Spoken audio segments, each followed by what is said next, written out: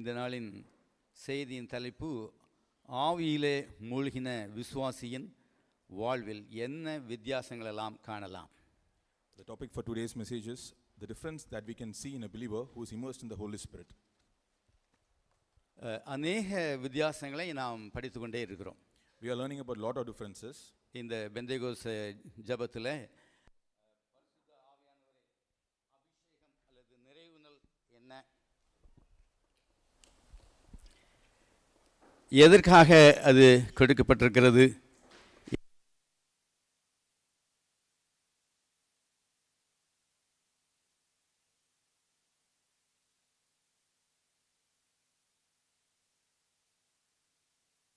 In the Pentecostal prayer which we are having at night, about a lot of differences. இந்த வித்தியாசங்களை பார்க்கிறதுக்கு முன்பதாக பரிசுத்த ஆவியின் நிறைவு என்றால் என்ன என்பதை நாம் பார்த்துவிட்டு எதற்காக அந்த நிறைவு கொடுக்கப்படுகிறது என்பதை நாம் பார்ப்போம். Before seeing the differences, we will just see what is the fullness of the Holy Spirit, and after that we will see what is the differences. நாம் அங்கு கற்றுக்கொண்டது பரிசுத்த ஆவியின் நிறைவு என்றால் நாம் ஒவ்வொரு நாளும் வானத்திலிருந்து தேவனுடைய ஆவி ஊற்றப்படும், வானத்தை திறந்து இந்த கொஞ்ச நாளைக்கு முன்னெல்லாம் பார்த்தோம், மேக வெடிப்பு அப்படி சொல்லிட்டு தண்ணி அப்படியே ஊற்றுது, அதை போல ஊற்றும் என்று நாம் ஒருவேளை நினைத்து கொண்டிருக்கலாம். The fullness of the Holy Spirit is not that it is like from the heaven it comes and it fills us every day. அப்படி அல்ல. It is not like that. நாம் கற்றுக்கொண்டது எப்போ நம்ம இயேசு கிறிஸ்துவை சொந்த இரட்சகராக ஏற்றுக்கொண்டோமோ அப்போ ஆவியானவர் நமக்கு கொடுக்கப்படுகிறார், அவர் நம்முடைய உள்ளத்திலே வந்து விடுகிறார். When we accept Jesus as our Savior, that instant itself the Holy Spirit is in us. நாம் எல்லாருமே இயேசு கிறிஸ்துவை ஏற்றுக்கொண்டு அவரை சொந்த இரட்சகராக ஏற்றுக்கொண்டது நிமித்தமாக தான் நம்ம எல்லாரும் இங்கே வந்திருக்கிறோம். Just because we are accepted Jesus as our personal Savior, that is the only reason we are gathered here. நம்ம எல்லாருக்கும் பரிசுத்த ஆவியானவர் கொடுக்கப்பட்டிருக்கிறார். For us, for every one of us, the Holy Spirit is given. இந்த இடத்துல இருக்கிற ஒருவேளை interest இல்லாமல் கொட்டாவி விட்டுக்கிட்டு இருக்கலாம், அல்லது வேற எங்கேயாவது சிந்தனை போய்கொண்டிருக்கலாம், என்ன இருக்கிறாங்கன்னு சொல்லி கொண்டிருக்கலாம், அவளுக்குள்ளாகவும் இயேசு அந்த பரிசுத்த ஆவியானவர் இருக்கிறார். There might be people here who is not interested in listening the message, and they can, even for them also the Holy Spirit is given. ஆவியினுடைய அபிஷேகம் என்பது அந்த நாளில் 120 பேர் தங்கியிருக்கும்போது அக்கினிமயமான பிரிந்திருக்கிற நாவல் ஒவ்வொரு மேலும் அமர்ந்திருந்தது. பல பாஷைகள் அவர்கள் பேசினார்கள், எல்லாரும் அவங்கவுங்க ஜென்ம பாஷைகளை கேட்டாங்க. ஒரு பெரிய எழுப்புதல் அசைவு உண்டாயிட்டது, தேவனுடைய வல்லமை புறப்பட்டது என்று நாம் பார்த்தோம். We read about the baptism of the Holy Spirit in the scriptures, that there were people gathered on the upper room and the Holy Spirit came and they spoke in multiple different languages, and people could understand the language in different people from different areas can understand the language. அதே போல நாம் ஒவ்வொருவரும் கூட நாம் தாகம் உள்ளவர்களாக கேட்கும்போது அந்த அபிஷேகத்தை ஒரு நாளிலே பெற்றுக்கொண்டோம். அது ஒரு புதிதான ஒரு அனுபவமாக இருந்தது. In the same way, many of us have asked for the Holy Spirit very thirstily, and we have received it in one day. அந்த அனுபவத்தை பெற்றுக்கொள்வதற்கு பெரிய ஒரு காரியம் என்று நாம் நினைக்க வேண்டாம். Let's not think that is a very big thing to have that experience. இயேசு கிறிஸ்து அழகாக சொன்னார், இந்த பண்டிகையின் கடைசி நாளாகிய அந்த விசேஷித்த நாளிலே, Jesus said in the last day of the feast, அவர் எழுந்து நின்று he stood up and said உரத்த சத்தமாய் in a loud voice, தாகமுள்ளவர்கள் எல்லாரும் என்னிடத்தில் வாங்க, என்னிடத்தில் வந்து பருகிக் கொள்ளுங்கள் என்று சொன்னார். He said, let anyone who is thirsty come to me and drink. அது மாத்திரம் சொன்னார், வேத வாக்கியங்கள் தின்படி என்னிடத்தில் விசுவாசமாய் இருக்கிறவன் எவனோ அவன் உள்ளத்திலிருந்து ஜீவ தண்ணீருள்ள நதிகள் புறப்பட்டு ஓடும் என்று சொன்னார். He also said, whoever believes in me, as the scripture has said, rivers of living water will flow from within them. அந்த வார்த்தையை விசுவாசித்தால் போதும், இயேசு கிறிஸ்துவை விசுவாசித்தால் போதும், பிதாவால் அனுப்பப்பட்ட அந்த பரிசுத்த ஆவியானவர் உள்ளத்திலிருந்து அந்த ஜீவ நதிகளாய் ஓடுவதை ஒரு அந்த நாளிலே அபிஷேகமாக யாரெல்லாம் கேட்குறாங்களோ பெற்றுக்கொண்டிருக்கலாம். We read that when we believe the scriptures and when we believe Jesus Christ, we will have living waters from within us. ஒருவேளை இதில் 80%க்கு அந்த மாதிரி தான் ஒரு அபிஷேகத்தின் அனுபவம் இருக்கலாம். Maybe 80% of us will have that experience. அப்போ இந்த 80 பேரும் ஒவ்வொரு நாளும் இந்த திரும்பவுமாக அந்த அபிஷேகத்தை பெற்றுக்கொள்வாங்களா? Will 80% of the people will have the same experience again and again? பாருங்க, இயேசு கிறிஸ்து ஞானஸ்நானம் எடுக்க போனார். அப்போது மேலிருந்து பிதா சொன்னார், இவர் என்னுடைய நேசகுமாரன் என்று அப்படி சொன்னார். பரிசுத்த ஆவியானவர் புறாவை போல் அவர் மேல் இறங்கினார். Jesus took baptism and the Holy Spirit descended on him as a dove and he said, he is my beloved. அந்த நாளிலிருந்தே அவர் பரிசுத்த ஆவியினாலேயே வழிநடத்தப்பட்டார், ஆவியில் நிறைந்திருந்தார். ஆனால் அதே அனுபவம் பிதா இவர் என்ற நேசகுமார் என்பதும் பிதாவை போல ஒவ்வொரு நாளும் வந்து இறங்கினதை இருக்குதா? From that day on, Jesus had the same experience of the Holy Spirit. But it is, do you think that every day it's the same, that God opens from the heaven, he says, he is my beloved? அப்போ அந்த நிரப்புதல் அப்படிங்கிறது ஒரு நாள். The filling of the Holy Spirit is one day. அதுக்கப்புறம் அவர் உள்ளத்திலிருந்து அந்த ஆவியானவர் ஜீவ தண்ணீருள்ள நதிகளாக புறப்பட்டு போய்கொண்டே நம்முடைய இருதயத்திலிருந்து அது நதிகளாக போய்கொண்டே இருக்கிறது. Then from that day on, the Holy Spirit will be flowing from our hearts as a living water. அப்போ நிரப்பதெல்லாம் என்ன brother? Then what is getting filled? அதுக்கு தான் நமக்கு சொல்லிக் கொடுத்தாங்க, இங்கேருந்து ரிவர் ஓடிக்கொண்டிருக்கிறது, நாம் அந்த ரிவரில் மூழ்கணும். That's what we discussed in the prayer, that the rivers of living waters is running from us, but we will have to get ourselves immersed in it. அதனால டாக்டர் செந்தில் ஒரு கேள்வி கேட்டாங்க, இந்த என்ன செய்யணும், நம்ம இருதயத்திலேருந்து நதிகள் ஓடுது, நான் அதில் போய் அதில் நிரப்பப்படணும் அப்படின்னா என்ன செய்கிறது அப்படின்னு கேட்டாங்க. In one of the prayers, Dr. Sandil asked, there are rivers of water flowing from me. What should I do about it? ஒரு சிறுபெண் ஜோயானா சொன்னா அதில் ஜம்ப் பண்ணணும்னு சொன்னா, அவ்வளோதான். A small girl, Joanna, said, we have to jump inside that. அவ்வளோதான். நமக்குள்ளாக என்ன இருக்குது? இப்போ ஜீவ தண்ணீருள்ள நதிகள் எல்லார்ட்டையும் யாரும் ஹாப்பியாகவே இல்லையே. அல்லது நான் சொல்கிறது போர் அடிக்குதா? எப்படி? பரிசுத்த ஆவியானவரை பேசுவதும் தியானிப்பதும் அவர் மூழ்குவதும் பெரிய ஒரு பாக்கியம். To be filled with the Holy Spirit, to read about Him and to get immersed in Him is a great privilege. நாளெல்லாம் அந்த நதியில மூழ்கி இருந்தால் அது பெரிய ஒரு பாக்கியம். If we can stay immersed in the Holy Spirit the whole day, it's a great privilege. அதை பற்றி பேசுவது தியானிப்பது அது ஒரு பெரிய பாக்கியம். To talk about it and meditate about it is a great privilege. எவ்வளவு நாள் வேணாலும் நம்ம அதில் பேசலாம். We can talk how long we want, we can talk about it. அப்போ எப்படி ஜம்ப் பண்றது? How we can jump into it?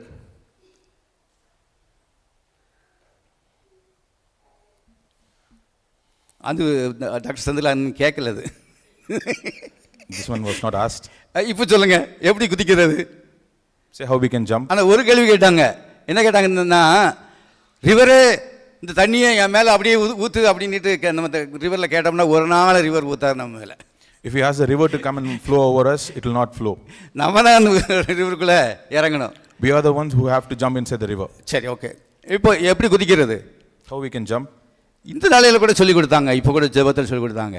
நாம் விட்டு கொடுத்து அவருக்குள்ளாக அவருடைய கண்ட்ரோலில் போய்விட வேண்டியது, அவ்வளோதான், வேறு ஒன்றும் இல்லை. அதுதான் குதிக்கிறது. Even in today's prayer we saw that we have to let ourselves free and we have to give to the control of the Holy Spirit. எப்படி விட்டு கொடுக்கிறது? How we have to let us free? நிச்சயமாக பரிசுத்த ஆவியானவர் எதற்காக நமக்கு கொடுக்கப்பட்டிருக்கிறார்? பரிசுத்தமாக நடப்பதற்கு தான். The Holy Spirit is given to us for the reason that we have to live a holy life. ஏன்னா நம்முடைய தேவன் பரிசுத்தமுள்ளவர், அவருடைய தொழுது கொள்கிறவர்கள் எப்படி தான் இருக்கணும்? பரிசுத்தமுள்ளவர்களாக தான் இருக்க வேண்டும். Because our God is holy and we have to be holy who are worshiping Him. அப்போ இந்த பரிசுத்த ஆவியானவர் ஜீவ நதியாக போகும்போது நாம் அதில் மூழ்கி விட்டால் நாம் எப்படிப்பட்டவர்களாக இருக்கிறோம்? பரிசுத்தமுள்ளவர்களாக இருக்கிறோம். When the river is flowing, when we immerse ourselves, we are also being holy. ஆனால் ஒரு காரியம் உண்டு. But there is one thing. நாம் எங்கே தான் இருக்கிறோம்? But where are we? எங்கே இருக்கிறோம்? பரலோகத்தில் இருக்கிறோமா? இந்த உலகத்தில் தான் இருக்கிறோம். We are in this world. இந்த உலகத்தில் என்னெல்லாம் உண்டு? What are the things that is in the world? இந்த மாமிசம் உண்டு, the flesh, ஜென்ம சுபாவம் உண்டு, our nature, பிசாசு பக்கத்தில் தான் நிற்பான். The devil is always near. இன்னும் அவனை பாதாளத்தில் கொண்டு போய் கட்டி போடல. He is not tied up in the அவனுக்கு கொஞ்சம் காலம் இருக்குது. hell. There is still time. நம்ம குடும்பம் நம்ம கூட தான் இருக்குது, பரலோகத்தில் தான் அங்கே இல்லை. Our family is with us only. கம்பெனியில் போய் வேலை செய்யணும். We have to go to the company to work. எல்லாரும் பரிசுத்தவான்கள் அல்ல. Everyone is not a holy person. எல்லாரும் பரிசுத்த ஆவியினால் நிரப்பப்படலை. Not everyone is filled by the Holy Spirit. எல்லா பக்கங்களிலும் நமக்கு போராட்டம் உண்டு. We have troubles and trials from every place around us. நாம் ஒவ்வொரு நிமிஷமும் பரிசுத்தமாக்கப்பட வேண்டும். We have to be made holy every single time. இந்த பரிசுத்த ஆவியானவரை குறித்து அதிகமாக சொன்ன, அதிகமாக பெற்றுக்கொண்ட, தேவனிடத்திலிருந்து வெளிப்பாடை பெற்றுக்கொண்ட அந்த அப்போஸ்தலனாகிய பவுல் கூட இப்படியாக எழுதுகிறார். Even the Paul who spent more time with the Holy Spirit and who was we got a lot of revelation from the Holy Spirit, even he writes like this. நான் அடைந்தாயிற்று அல்லது எல்லாவற்றையும் பெற்றுக்கொண்டேன் என்று நான் சொல்லவில்லை. I don't say I have received everything. இயேசு கிறிஸ்து எதற்காக என்னை பிடித்துக் கொண்டாரோ, For the same reason that Jesus took hold of me. பிலிப்பியர் 3ஆம் அதிகாரம் It is in Philippians 3. 36-37 இருக்கிறது. ஓகே, நம்ம பார்க்க வேண்டாம், நம்ம தொடர்ந்து நம்ம பார்க்கலாம். ஏன்னா நமக்கு இதெல்லாம் மனப்பாடமாக தெரிந்த வசனங்கள். ஓகே, அதில் என்ன சொல்கிறார்? நான் அடைந்தாயிட்டு நான் சொல்ல மாட்டேன். எதுக்கு இயேசு கிறிஸ்து என்னை பிடித்து கொண்டாரோ அதை நான் பிடித்து கொள்ளும்படியாக ஆசையாக தொடர்கிறேன். I will not say I have obtained it all, but I press on to take hold of what Christ Jesus took hold of me. நாம் பரிசுத்தமுள்ளவர்களாக இருக்க வேண்டும் என்றே தேவன் நம்மை அழைத்திருக்கிறார். அந்த பரிசுத்தத்தை நான் அடையும்படியாக ஆசையோடு தொடர்கிறேன். God has called us to live a holy life, and for that reason I'm holding on to it. I'm pressing on to it to be holy. ஒரு கிணறு இருந்தனாக்கி இங்க இருந்து இப்படி குதிக்கிறது ரொம்ப எளிது. If there's a well, it's easy to jump from the top. அங்கே கிணறு ஒன்றும் இல்லை. அங்கே என்ன சொல்லியிருக்கிறாங்க? இங்க இருந்து என்னது ஜீவ தண்ணீர் உள்ள நதிகள் புறப்பட்டு ஓடும்னு சொல்ல விசுவாசிக்கிறோம். But we have faith that the rivers of living water flow from our hearts. அப்போ என்ன, நாம் இந்த படத்தை நமக்கு முன்பதாக கொண்டு வர வேண்டும். நமக்கு முன்பதாக என்ன ஓடுவது? ஒரு பெரிய ஆறு ஓடிக்கொண்டிருக்கிறது. We have to picturize that a river is flowing in front of us. நீங்கள் அந்த கரையில் ஓடத்தில் நிற்கிறீங்க. We are standing in the edge of the river. நன்றாக தெரியும், இந்த கரைக்கு இந்த தண்ணிக்குள்ளே இறங்கினால் நான் பரிசுத்தமாகி விடுவேன்.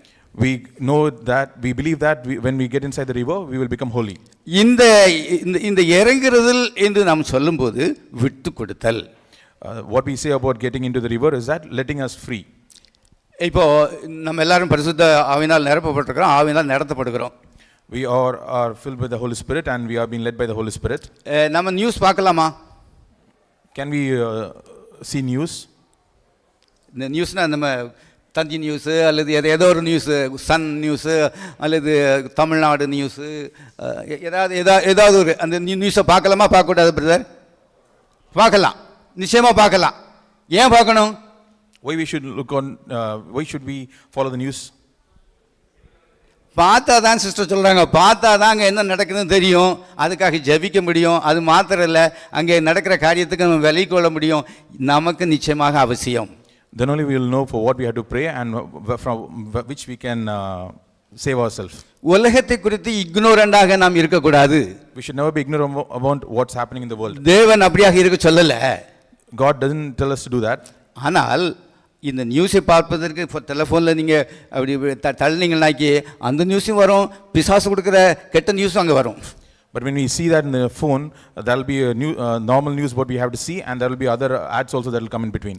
பரிசுத்த ஆவியினால் நிரப்பப்படவில்லை என்றால் இந்த ஜென்ம சுபாவம், அந்த கண்கள் அதிலே பதிந்துவிடும்.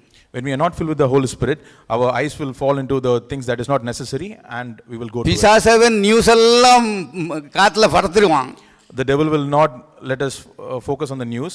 அவன் சொல்லுகிற ஈவில் திங்ஸை பார்க்கும்படியாக, படிக்கும்படியாக, சுவைக்கும்படியாக அவன் அடிமைத்தனத்துக்குள்ள கொண்டு போய் விடுவான். But he will distract us to see the things that is not needed, and he will take us in that route. ஆனால் ஒரு பரிசுத்த ஆவியினால் நிரப்பப்பட்டிருக்கிறவன், அது அந்த நதியில் மூழ்கி இருக்கிறவன் ஆவியானுடைய சத்தத்தை கேட்பான், ஸ்டாப் அப்படிங்கிற சத்தத்தை கேட்பான். But the person who is filled by the Holy Spirit will listen to the prompting of the Holy Spirit, and he will stop. When the Holy Spirit says stop, he will stop and he will focus on what he has to be focused. அவன் அப்பொழுதே போனை படங்கி வச்சுட்டு அங்கேயே உட்கார்ந்து விடுவான். he will keep the phone and he'll just walk away. ஆவியானவர் சொல்லுவார், இந்த நபருக்காக வேண்டி ஜெபின்னு சொல்லுவார். The Holy Spirit will prompt him to pray for some person. இந்த நபருக்காக வேண்டி ஜெபின்னு சொல்லுவார். He'll prompt him to pray for another person. இந்த பொலிட்டிஷியனுக்காக ஜெபின்னு சொல்லுவார். He'll ask him to pray for another politician. இந்த ஊழியக்காரருக்காக ஜெபின்னு சொல்லுவார். He'll ask to pray for another one pastor. உன்னோடு வேலை செய்கிற இந்த நபருக்காக ஜெபின்னு சொல்லுவார். The Holy Spirit will prompt to pray for another. அவர் சொல்லுகிற வண்ணமாக நாங்கள் ஜெபித்து கொண்டு போகும்போது அங்கே ஒரு பாவத்தை மேற்கொள்கிற ஒரு காரியம் இருக்கிறது. When we do as per the Holy Spirit, we will be overcoming sin. தேவனுடைய பரிசுத்தத்துக்குள்ள, நம்முடைய பரிசுத்தத்துக்குள்ள அல்ல, தேவனுடைய பரிசுத்தத்துக்குள்ள ஆவியான கொண்டு போகிறார். He will lead us into the holiness of God. இந்த ரிவர்ல நம்ம மூழ்கி அப்படி அங்கே நிற்க முடியாது. When we get ourselves immersed in the river, we can't stay in the same place. நான் ஒரு பெரிய ரிவர்ல மூழ்கினது இல்லை.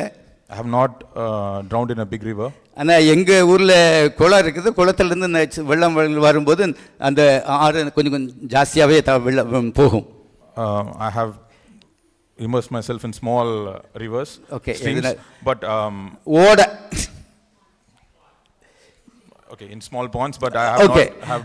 ஆனால் அதை கூட எதிர்த்து நிற்க முடியாது. அது கொஞ்சம் தள்ளிக்கிட்டு தான் போகும். ஏன்னா ஆபத்து இல்லை. ஏன்னா தள்ளிக்கிள்ளி போனாக்கி குளம் வரல தான் தள்ளுவோம், அதுக்கு மேலே தள்ளாது. Even if it pushes me a little bit, it will not push so far. ஆனால் எதிர்த்து நீச்சல் அடிக்கும்போது நம்முடைய முழு பலனையும் நாம் பிரயோகித்தால் மாத்திரம் தான் எதிர்த்து நீச்சல் அடிக்க முடியும். If we have to swim against the tide, then against the stream, we'll have to use all our strength, then only we can come back. அது போகிற வழியிலே விட்டுட்டோம்னாக்கா, கையும் காலம் அப்படி விரிச்சிட்டோம்னாக்கா அது அழகாக கொண்டு போகும். அந்த கழுகு ஆகாயத்தில் எப்படி அழகாக பறந்து போதோ அது போல பறந்து போகலாம். If we just let ourselves free, it will take us very smoothly. அதுதான் ஆவியானவருக்கு நம்ம விட்டு கொடுத்த. ஆண்டவரே, ஆவியானவரே, என்னை உம்முடைய வழியில் நடத்துங்க. நான் உழைச்சி பார்த்துட்டேன். கிரெடிட் கார்டு ஸ்வைப் பண்ணி பார்த்துட்டேன். நான் என்னெல்லாமோ செய்துட்டேன், ஒன்றும் நடக்கல. ஆண்டவரே, நீங்கள் என்னை நடத்துங்க. இன்னைக்கு ஒரு அழகாக நடத்துவார். I have tried many things, Lord. I have swiped the credit card. I have used many things. I have tried all my tricks. But when you just submit to the Holy Spirit, He will lead you in a very blessed way. எத்தனை பேருக்கு சோர்வு வந்தது? How many of you were tired? நிறைய பேர் நான் பார்த்துக்கிறேன், இங்கேயே டயர்டாக இருக்கிறாங்க. இந்த நாளில் இந்த ஃபாஸ்டிங் ப்ரேயர் நடந்தது. Today the fasting prayer happened. ஒரு 55 நிமிஷம் தான் நடந்தது. It was just 55 minutes. இந்த 55 நிமிஷத்தில் அநேகர் அந்த ரூமில் இல்லை. Within the 55 minutes, many people left the room. சிஸ்டர்ஸுங்க சிரிக்கிறாங்க, ஒருவேளை எங்கேயோ அவங்க ஊருக்கு போய் சொல்லிட்டா. நான் அப்போ அதை சொல்லலை, உண்மையாகவே அந்த நதிக்குள்ள மூழ்கிட்டாங்க. ஊருக்கு போகல, அந்த நதியில், அதாவது ஜீவ நதியில் மூழ்கிட்டாங்க. Okay, they didn't go anywhere else, but they got immersed in the river. ஒரு சிஸ்டர் ஜெபிச்சாங்க, அவங்க என்ன ஜெபிக்கிறாங்கன்னே தெரியல, ஒரு சத்தம் மாத்திரம் தான் வந்தது. One sister prayed, but only sound, we can hear only sound. We don't know what she prayed. அவங்க பரலோக ராஜ்யத்துக்கே போயிட்டாங்க. She went to heaven itself. அநேகர் ஆண்டவர் துதித்து புகழ்ந்து மகிழ்ந்து அப்படியே பரலோக ராஜ்யத்தின் சந்தோஷத்தை எல்லாரும் நிரப்பட்டாங்க. Many people praised and worshipped and they went to heaven. ஒரு 50 நிமிஷம் எப்படி போச்சுன்னு தெரியல. We didn't know how the 50 minutes got over. ஒவ்வொருத்தரா ஜெபிச்சாங்க. Each person prayed. அவங்க ஜெபிக்கிறத பார்த்தாங்களே, அவங்க ஜெபத்தில் மூழ்கிட்டாங்க. No, they were not listening to the person who was praying.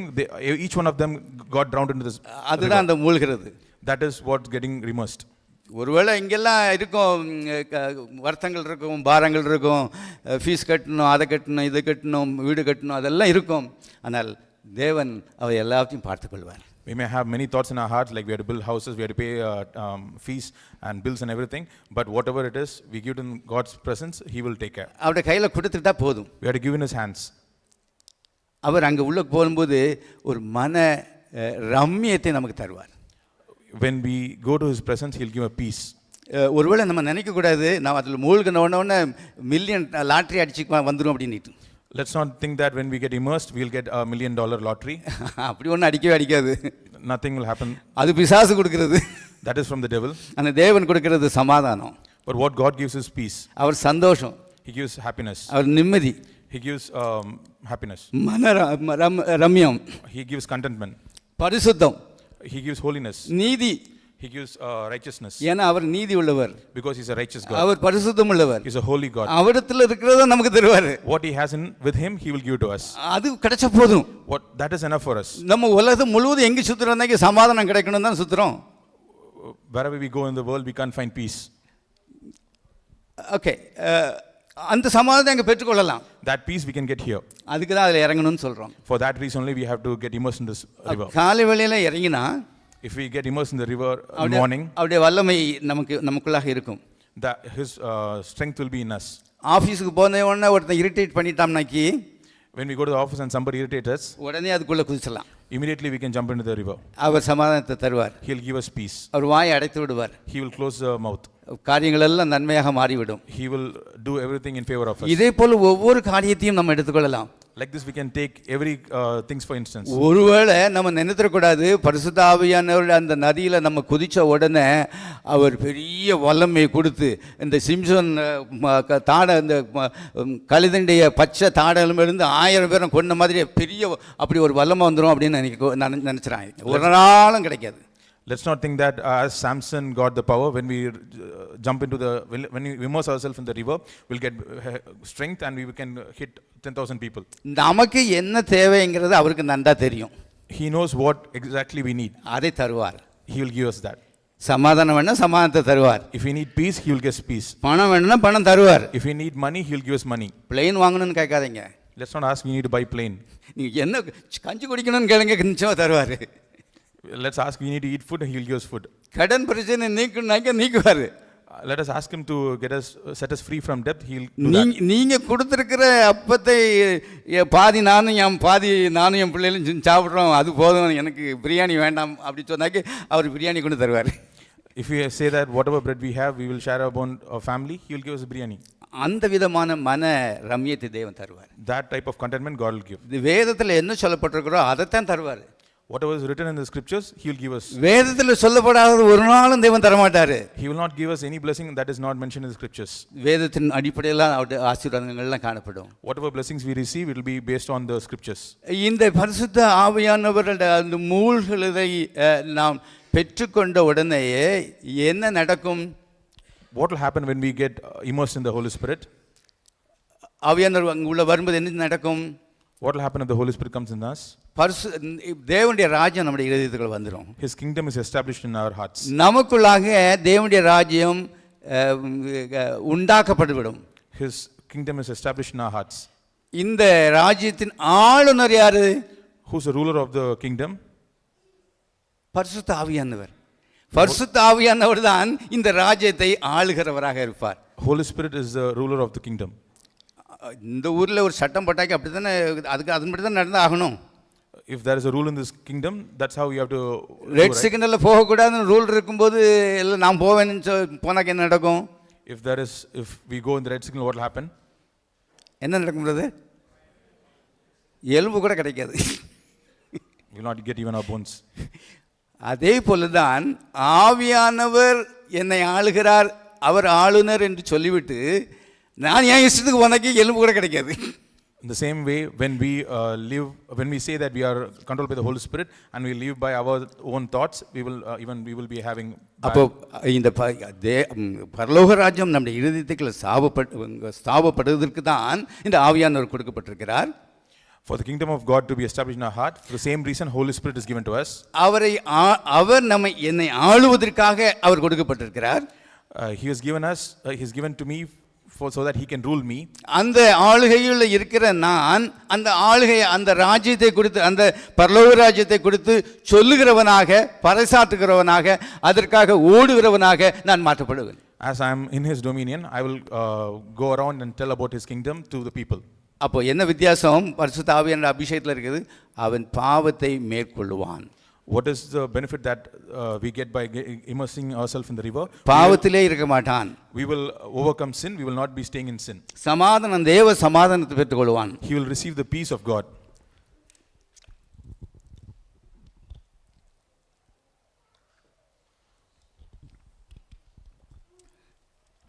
பரிசுத்த ஆவியானுடைய ஆளுகைக்குள்ளாக இருப்பான். He'll be inside the control of the Holy Spirit. அவர் என்ன சொல்கிறாரோ அதன்படி நடப்பான். Whatever the Holy Spirit prompts him, he will do it.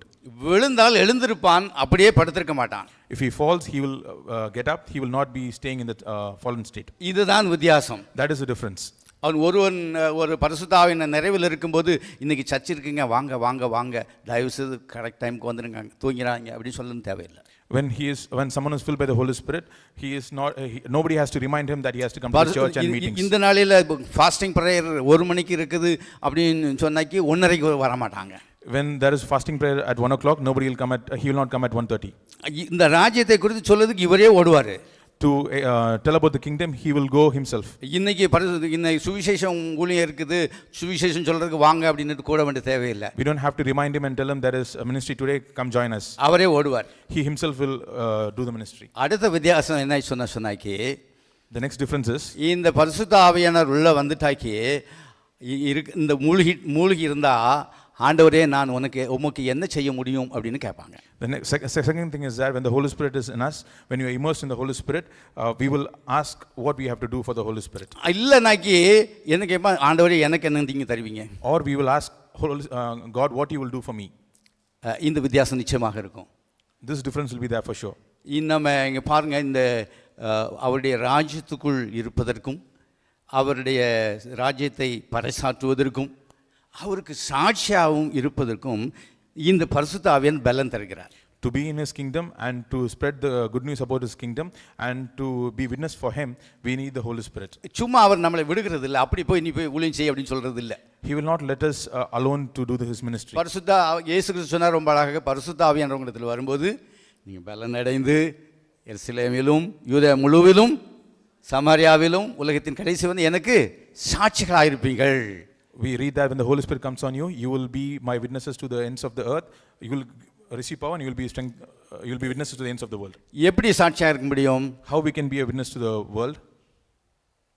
அவர் எல்லா விதமான ஆதரவுகளையும் தருகிறார்.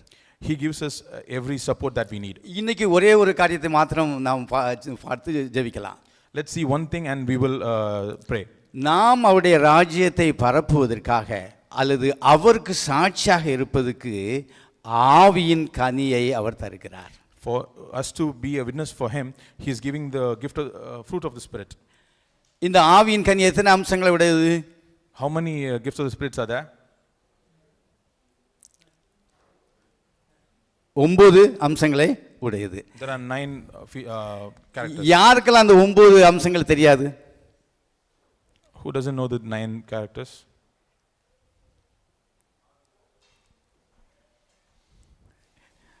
ஸ்கூலில் கேட்பாங்க, எல்லாரும் தெரியும்னு சொன்னாக்கி எழுந்து தம்பி சொல்லு அப்படி சொன்னாக்கி அப்படி இது ஸ்கூல் இல்லை, இது ஆண்டவருடைய சமூகம், அதனால் அப்படி வேண்டாம். ஓகே, நம்ம எல்லாத்துக்கும் தெரியும், நிச்சயமாக 99% தெரியும். அவர் முதல்ல என்னது? அன்பு, சமாதானம், சந்தோஷம், நீடிய பொறுமை, தயவு, நற்குணம், விசுவாசம், இச்சையடக்கம், சாந்தம், இச்சையடக்கம். சாந்தம் 8வது, இச்சையடக்கம் 9வது. ஓகே, இதில் முதல் பாயிண்ட் என்னது? அன்பு. What is the first point? It is love. இந்த அன்பு எங்கிருந்து வருகிறது? From where is this love coming? தேவனிடத்திலிருந்து அந்த அன்பு வருகிறது. It is coming from God. ஏன் அப்படி சொன்னீங்கன்னாக்கி, இந்த படைப்பிலேயே தேவனுடைய அன்பை நம்ம பார்க்கலாம். In the creation we can see God's love. எல்லாவற்றையும் தேவன் படைத்தாரு, கடைசியாக தான் மனுஷனை 6வது நாளில் தான் தேவன் படைத்தார். God created everything. On the 6th day he created man. 6வது நாள் படைத்த அந்த மனுஷனுக்கு அவருடைய சுவாசத்தையே கொடுத்தாராம். The man he created, he gave his own breath. எதுக்காக அந்த கொடுத்தாரு? அவன் மேல அவ்வளவு அன்பு. Why he has to give his breath? Because he loved man that much. அவருடைய சாயலிலே மனுஷனை படைத்தார். Because man was created in his likeness. அவருடைய சாயலிலே படைத்து அவருடைய சுவாசத்தை கொடுத்ததனால அவருடைய அன்பு வெளிப்பட்டது. Because man was created in his likeness and he was given his breath, he has his character. அடுத்த காரியம் பாத்தீங்கன்னா, எல்லாவற்றையும் ஆண்டு கொள்ளும்படியான அதிகாரத்தை கொடுத்தார். Next we see that he has given authority over everything and he asked him to rule that. உங்க வீட்டில் 5 பிள்ளைகள் இருக்காங்கன்னு வச்சுக்கோங்களேன். Let's think that in your house there are 5 children. யாருக்கு ரொம்ப அதிகாரம் கொடுப்பீங்க? To whom you will give more authority? யார்கிட்ட ரொம்ப அன்பாக இருக்கிறீங்களோ அவங்களுக்கு கொடுப்பீங்க நிச்சயமாக. To whom you have more love, you will give them the other. அவர் படைச்ச எல்லா காரியத்திலும் அதிகமாக அவர் அன்பு கூர்ந்தது எதில் தான்? மனுஷனிடத்துல தான். Out of all he created, he loved more is man. அதனால தான் எல்லா காரியத்தையும் அவன் கையில் கொடுத்தாரு. That's why he gave everything in his hands. ஆனால் அவன் அவிசுவாசத்தினாலையும் கீழ்ப்படியினாலையும் அவர் அப்படியே தோட்டத்தை விட்டு விரட்டப்பட்டான். But due to unfaithfulness and due to sin, he was chased away from the. ஆனால் அவருடைய அன்பு மாறவே இல்லை. But his love never changed. நீங்க வேதத்தை பாருங்க.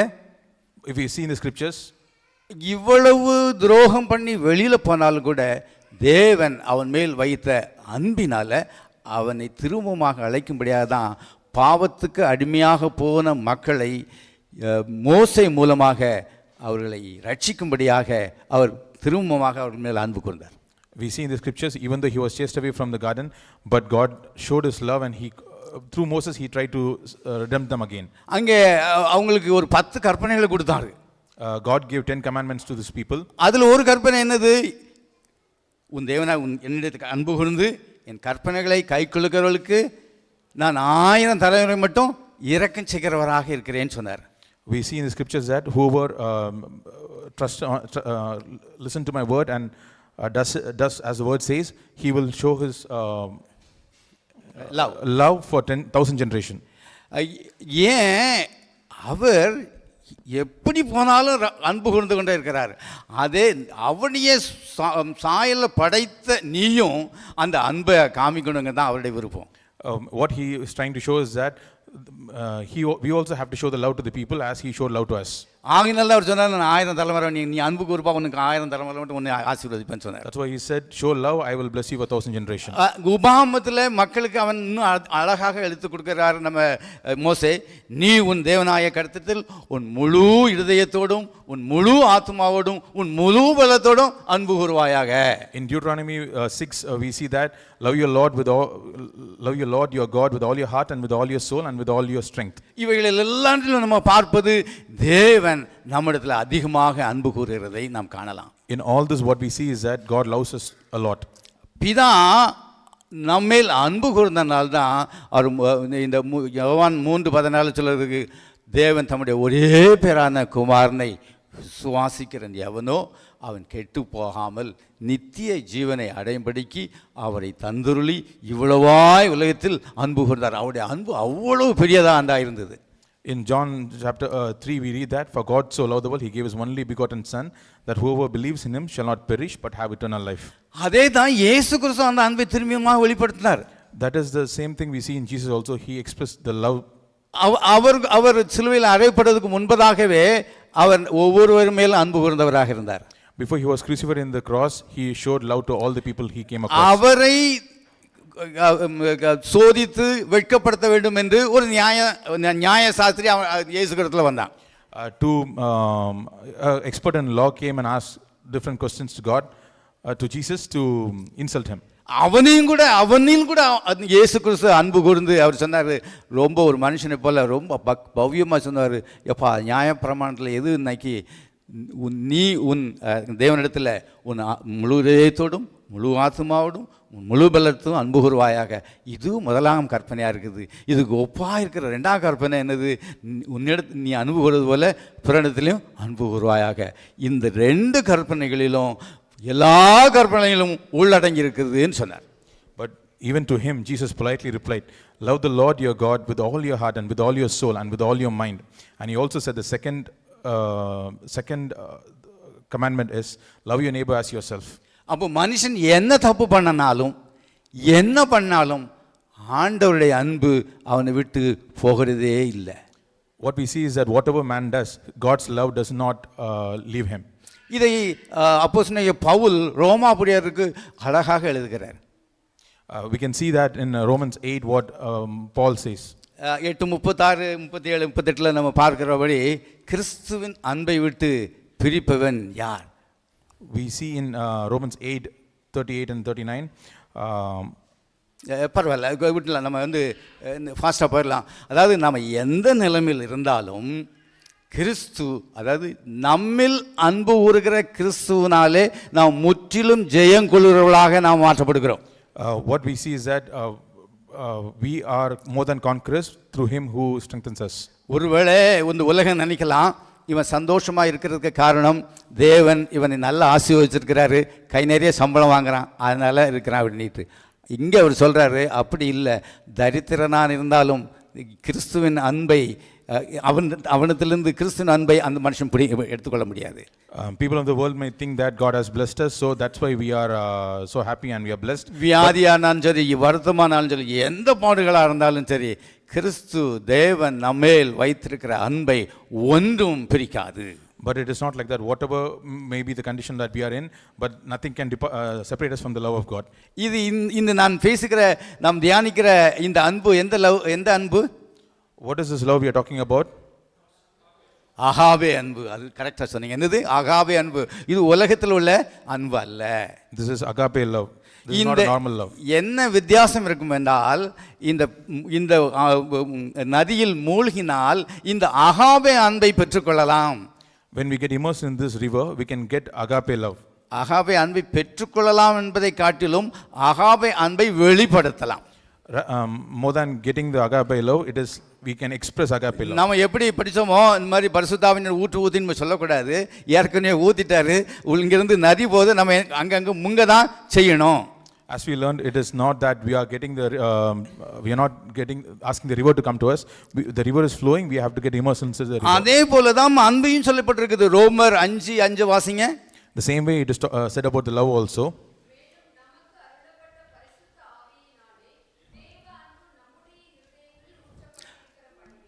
ஓகே, போதும். அப்போ தேவனுடைய அன்பு எப்போ பரிசுத்த ஆவியானுடைய அபிஷேகத்தை பெற்றுக்கொண்டோமோ அப்போவே தேவனுடைய அன்பு நம்முடைய இருதயத்துக்குள் ஊற்றப்பட்டாய் விட்டது.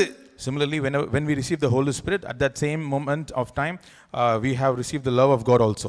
அந்த தேவ அன்பை நாம் வெளிப்படுத்தத்தான் செய்ய வேண்டும். The only thing we have to do is that we have to express God's love. தேவன் ஊற்றியிருக்கிற அன்பை நாம் அபிவிருத்தி தான் செய்ய வேண்டும். We have to express God's love. ஒருவேளை பலவீனமாக இருக்கும்போது நம்ம கேட்கலாம், ஆண்டவரே உம்முடைய இந்த அன்பை வெளிப்படுத்தும்படியாக எனக்கு பலன் தாங்க சொன்னாக்கி நிச்சயமாக கொடுப்பார். When we are weak, we can ask God, help me to show your love to others. தேவனுடைய இந்த அகாபே அன்பை நான் எப்படி வெளிப்படுத்துவது எனக்கு ஞானம் இல்லையே என்று கேட்போமானால், when we ask God, I don't have wisdom how to express this agape love, இந்த அழகாக சொல்லப்பட்டிருக்கிறது யாக்கோபு 1:5 எப்படி, ஒருவன் ஞானத்தில் குறைவுள்ளவனாய் இருந்தால் யாவருக்கும் ஒருத்தருக்கும் சொல்லுங்க, யாவருக்கும் சம்பூர்ணமாயும் ஒருவரையும் கடிந்துள்ளாருமாகிய தேவனிடத்தில் கேட்கப்படுவன், அப்பொழுது அவனுக்கு கொடுக்கப்படும். அப்போ கேட்டால் தேவன் ஊற்றியிருக்கிற அந்த அன்பை நாம் வெளிப்படுத்தலாம். We read in James that if anyone lacks wisdom, he should ask God, and who will ask God, who gives generously and without finding fault, and it will be given to you. இந்த ரகசியங்களை அறியாமல் இருக்கிறபடியினால் தான், because we don't know these secrets, நாம் இந்த உலக அன்புக்கும் இந்த Agape அன்புக்கும் வித்தியாசம் தெரியாதவர்களாக ஜீவிதம் சில வேளையில் செய்கிறோம். We don't know the difference between a normal love and agape love. Normal லவ்வை பற்றி நான் சொல்கிறேன். I will say about normal love. இப்போ கல்யாணம் முடிக்க போறாங்க, கல்யாணம் பண்ண போறாங்க. Okay, they are going to get married. பெண் பயங்கரமான கற்பனை எல்லாம் பண்ணுவாங்க வீட்டில இருந்து. The girl will have a lot of expectation in her head. நான் அங்கே போனாக்கி அவர் பெரிய செல்வந்தர், நான் போன உடனே எனக்கு 2 முழத்துக்கு ஒரு செயின் வாங்கி கொடுப்பாருன்னு நினைப்பாங்க. She might think that my husband is a very rich. நான் மிகப்படுத்தி சொல்லலை, நீங்கள் அங்கே திருநெல்வேலி பக்கம்லாம் வாங்க, எல்லாரும் உள்ள நிலத்துக்கு செயின் போட்டிருக்காங்க. She will think that her husband is very rich and he will give a lot of. I am not exaggerating. It's a real. He's not exaggerating, it is real. அங்கே போனாக்கி நல்ல கஷ்டமே இருக்காது, இவ்வளோ நாளும் ரொம்ப கஷ்டப்பட்டாயா, அங்கே போய் ரொம்ப சந்தோஷமாக இருக்கலாம் அப்படின்னு நினைப்பாங்க. You had a tough time here. I mean, she might think that she had a tough time at her house. என்னுடைய ஹஸ்பண்ட் ரொம்ப என்னை நேசிப்பார். My husband will love me a lot. ஒருவேளை நான் சிக்கா இருந்தா என்னுடைய துணியெல்லாம் துவைச்சு போடுவார். If I am sick, maybe he will wash all my laundry. நல்ல குக் பண்ணி தருவார். He'll cook for me. அப்படிலாம் கற்பனை பண்ணியிருப்பாங்க. They'll imagine like that. இங்கே வந்தாக்கி அது தலைகளாக இருந்த உடனேக்கி அப்படியே upset. But when they see reality, they get upset. மேடு மாதிரி நடந்து கொள்வாங்க, கிறுக்கு பிடிச்ச நடந்து கொள்வாங்க. They'll getting crazy. உடனே வீட்டுக்கு கால் பண்ணுவாங்க, என்னம்மா அந்த மனுஷனுக்கு கல்யாணத்தை கட்டி கொடுத்தீங்கன்னு. Then she'll call back home and say, why you got me married to this guy? புருஷன் அப்படி தான் நினைப்பாரு. Even the husband will think like that. என் ஒய்ஃப் வந்துட்டாக்கி எனக்கு இந்த டோபி வேலையே வேண்டாம், முழுவதும் அழகாக துவைச்சு அயன் பண்ணி க்ளீன் பண்ணிடுவா அப்படின்னு நினச்சிருப்பாரு. Even when my wife comes, that he will take care of the laundry. சும்மா வர போகிறது இல்லை, அங்கே காருக்கு வரும், மெத்த வரும், கட்டில் வரும், எல்லாம் கொடுத்துருவாங்க. The same way he'll think that there will be a lot of things that are coming from the girl's house, so he can. வந்த பிறகு தான் தெரியும் கொஞ்சம் வித்தியாசமாக இருக்கும். But after things come, it will be a bit different. எல்லா லவ்வும் முடிஞ்சு போகும். Every love will end. ஏதாவது ஒரு கடன் ஒரு ஆள் கொடுத்தாருனாக்கி, நான் பாஸ்டர் போய்ட்டு பாஸ்டர் எனக்கு ஒரு 10,000 ரூபா கடன் கொடுங்கன்னாக்கி கொடுத்துட்டாருனாக்கி ரொம்ப சந்தோஷம். அவர் மேலே எனக்கு இந்த அன்பு ரொம்ப பாயும். If I ask pastor for a small amount, if he gives me, then my love will overflow for him. அடுத்த மாதம் போய் கேட்டேன்னா, எப்பா போன மாதம் கொடுத்த நீ தரலையா, இன்னும் இந்த மாதம் வரியா அப்படின்னு சொன்னாக்கி, இவரெல்லாம் பாஸ்டரா அப்படின்னு சொல்லி. Next month when I go and ask him, if pastor doesn't give, then I'll say, if I will talk bad about him. என் அன்பெல்லாம் முடிஞ்சு போகும். My love just ends. இதுதான் மனுஷ love. That is human love. ஆனால் தேவ அகாவே அன்பு என்ன தப்பு பண்ணாலும் என்ன பண்ணினாலும் அவர் அன்பு மட்டும் புரியவே புரியாது. But the agape love will not end whatever we may do. ஆகினால தான் இந்த 1 பேதுரு 4ஆம் அதிகாரம் 7-8 பார்த்தீங்கன்னா எல்லாத்துக்கும் முடிவு உண்டு. ஆகினால ஜெபத்துக்கு தடை இல்லாமல் நீங்கள் ஒருவர் ஊக்கமாய் அன்பு கூறுங்கள் என்று சொல்லப்பட்டிருக்கிறது. That's what we read in 1 Peter, that we'll have to deeply love each other. இந்த ஊக்கமான லவ் என்னது brother? What is to love deeply? நினைக்கவே இல்லை, இப்போ நினச்சே பார்க்கலையோ, வேண்டவே வேண்டான்றீங்களோ? சொல்லுங்க பிரதர், ஊக்கமான அன்பு நீங்கள் கொடுத்துருக்கீங்களா? தனசிங் பிரதர் சொல்லுங்க, ஊக்கமான அன்பு உங்கள்கிட்ட மனைவிட்ட செலுத்திருக்கீங்களா? ஊக்கமான அன்புன்னா நான் அங்கங்கெல்லாம் தேடி பார்த்தேன், எனக்கு ஒன்றும் கிடைக்கல. ஆனால் என் இருதயத்தில் நான் செய்தது ஒன்று தான், தேவனுடைய அகாவே அன்பு தான் இந்த ஊக்கமான அன்பு, வேறு ஒன்றும் இல்லை. To love, God's agape love is to love deeply. இந்த அகாவே லவ் இருக்குமானால், இந்த ஊக்கமான இருக்குமானால், மனைவி என்ன தப்பு செய்தாலும் அது கண்களுக்கு தெரியாது. When we have this agape love, whatever the wife may do, we will not be upset. புருஷன் என்ன தப்பு செய்தாலும் கண்களுக்கு அவன் தப்பு தெரியாது. Whatever wrong the husband may do, it will not be seen as wrong. அங்கதான் அதுக்கு தான் சொல்லப்பட்டிருக்கு, பூரண அன்பு, சரி, அன்பு திரளான பாவங்களை மூடும். That's what it is written, love covers a multitude of sins. தப்பு செய்த உடனே வீட்டுக்கு ஓடிப்போ அப்படின்னு சொல்றது வேர்டு இருக்காது. If something is happens வீட்டுக்கு, அவங்க வீட்டுக்கு இல்ல, அப்பா வீட்டுக்கு ஓடும். Then the husband will not chase his wife to her father's house. புருஷன் தப்பு பண்ணாக்கி உம்மை கூட முடியாதியா, நான் போறேன் அப்படின்னு சொல்லி அந்த வார்த்தையும் வராது. If the husband does any mistake, she will not say, I can't live with you. அதனால தான் சொல்லப்பட்டிருக்குது, இந்த ஆவின் கனி சகலத்தையும் சகிக்கும். அன்பு என்னது? சகலத்தையும் சகிக்கும், சகலத்தையும் தாங்கும். அதுக்கு வெறுப்பு இருக்காது, அதுக்கு பொறாமை இருக்காது, அதுக்கு சினங்கொள்ளாது, அது தீங்கு நினையாது, அப்படி சொல்லப்பட்டிருக்கிறது. That's why we see that love covers multitude of sin. It will not have bitterness. It will not have. எல்லா பாவத்தையும் அது மூடிவிடும். It will covers all sins. அதுதான் தேவனுடைய அன்பு. That is God's love. நம்முடைய எல்லா பாவத்தையும் தேவனுடைய அன்பு மூடிவிட்டது. God's love covered all our sins. நம்முடைய கடன்கள் எல்லாவற்றையும் அவர் தீர்த்து விட்டார். He paid all our debts. அவருடைய அன்பு, that is his love. அந்த அன்பை தான் நம்மளும் நம்மிடத்திலிருந்து எதிர்பார்க்கிறார். That is the same love he expects from us. அதை தான் நம்முடைய குடும்பத்தில் எதிர்பார்க்கிறார். That is the same love he expects from our family. அதை தான் நம்முடைய சபைகளில் எதிர்பார்க்கிறார். That is the love he expects from our. அதை தான் நம்முடைய வேலை ஸ்தலங்களில் எதிர்பார்க்கிறார். That is the love he expects in our workplace. அதை தான் நாம் எங்கெங்கெல்லாம் போகிறோமோ அங்கெல்லாம் எதிர்பார்க்கிறார். That is the same love he expects us wherever we go. அந்த அன்பை தேவன் மாத்திரம் தான் கொடுக்க முடியும். That love only God can give. அது பெரிய கபாடில் அது பரிசுத்த ஆவியானவரை பெற்றுக்கொள்ளும்போது அதனோடு சேர்த்து கொடுக்கிறார். That is not a big thing, but when we receive the Holy Spirit, we receive the love also with that. அந்த பெற்றுக்கொண்ட அந்த அன்பை நம்ம வெளிப்படுத்துறது நம்முடைய கடமை. To express the love what we received is our duty. ஏன்னா யோவான் 1 யோவான் 4ஆம் அதிகாரத்தில் சொல்லப்பட்டிருக்குது, தேவன் அன்பாகவே இருக்கிறாராம். In 1 John we read that God is love. அந்த அன்பான தேவன் நம்மிடத்தில் வரும்போது நாமும் அவரை போல இருப்போம்னு சொல்றாரு. When this God whose love comes to us, we also will be like him. எல்லாரும் அதை கொஞ்சம் எடுத்துக்குவோமா? Let's all turn our Bibles to 1 1 John. யோவான் 4ஆம் அதிகாரம் 1 John 4.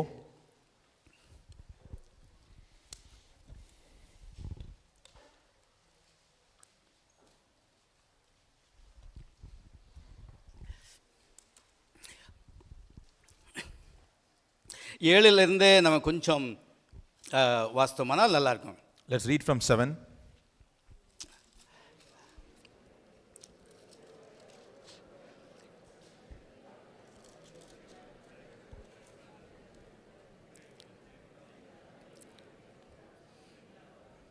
பத்தாவது வசனத்திலோடு முடிச்சிருவோம்.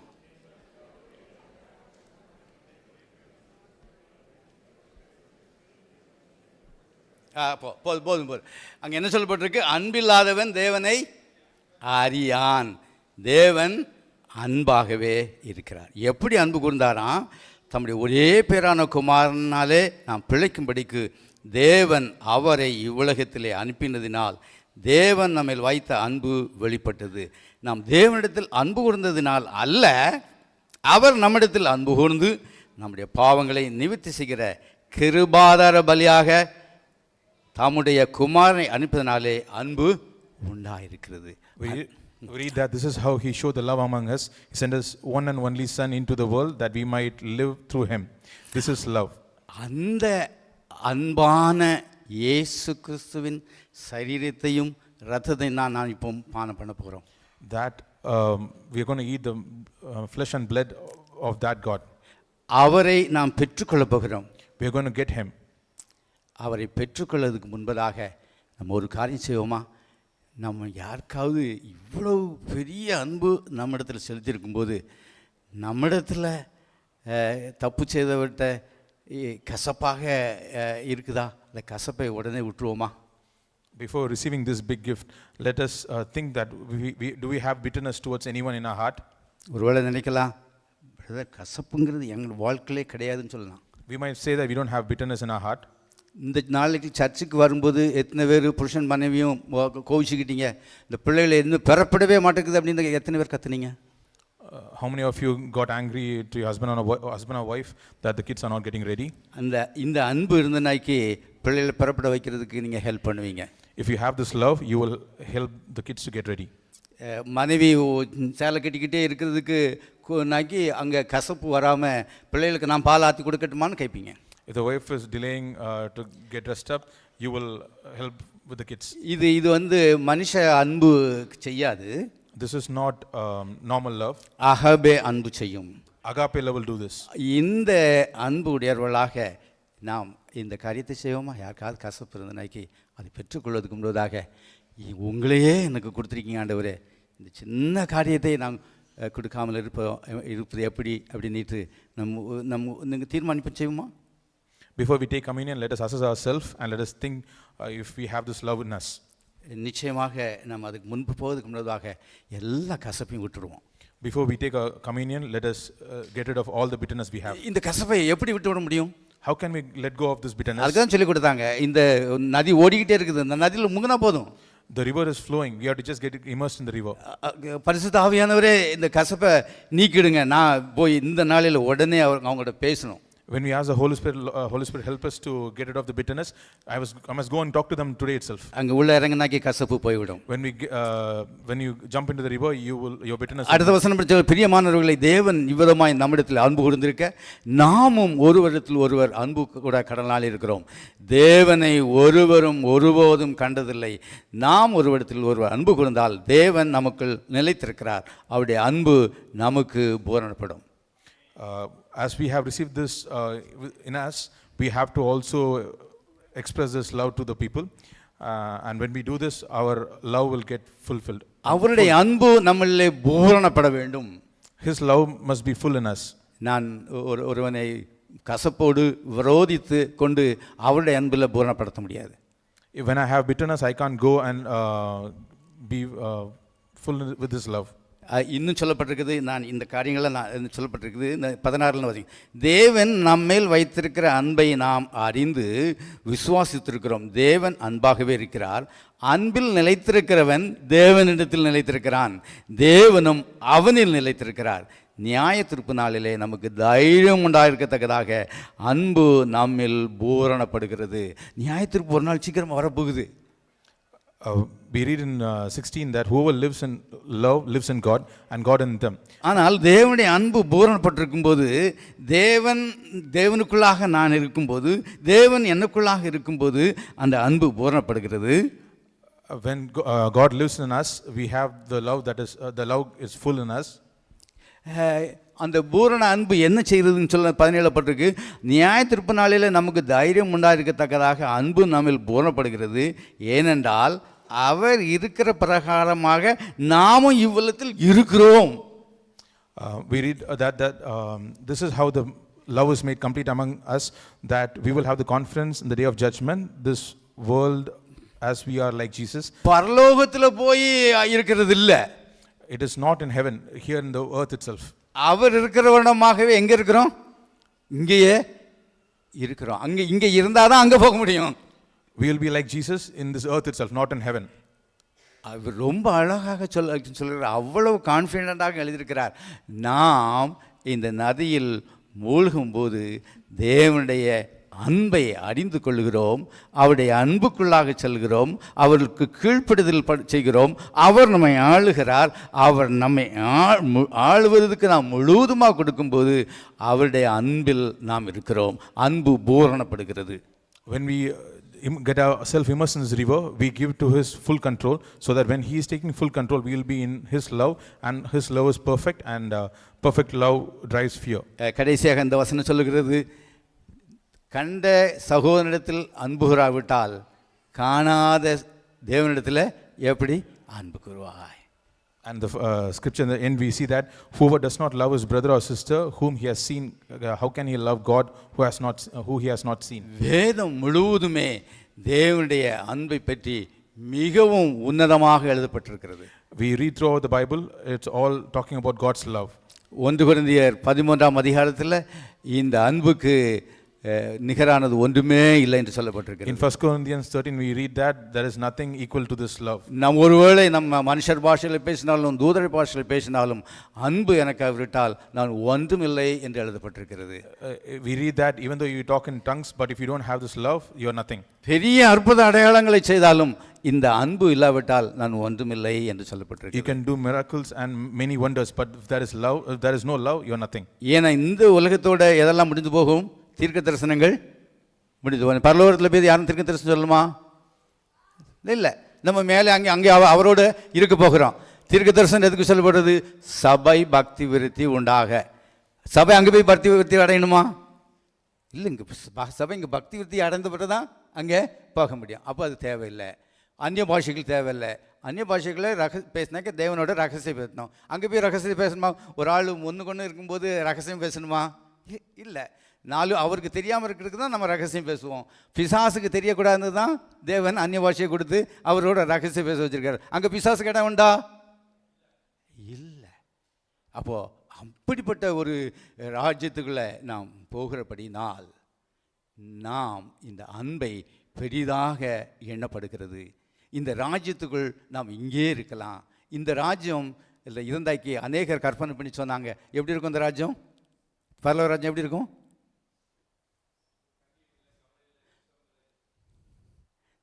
இருக்குது. அதுதான் வேறு ஒன்றும் இல்லை.